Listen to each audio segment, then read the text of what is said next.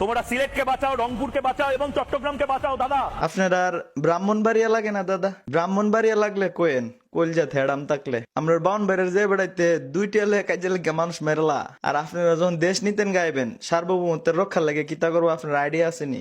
টেড়া দিয়া ফার দিয়া বিসি দুইটা দুই সাইডে লয়ে দেবো, একদম লক করে লাগবো।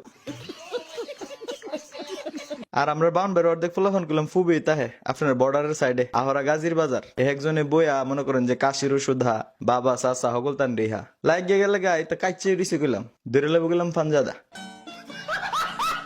মৌলবাদীরা তিরিং বিরিং পুড়ুং পুড়িং করে লাফালাফি করছে। এই দাদা হইলো আরেক নিউজ মারানির ফুত।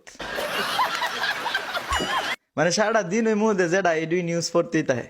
তো দাদা আপনি নিউজ পড়ার স্টাইল এমন কি লিখা? আপনি কি আগের জন্মে সুলকানির মলম বিক্রেতা ছিলেন?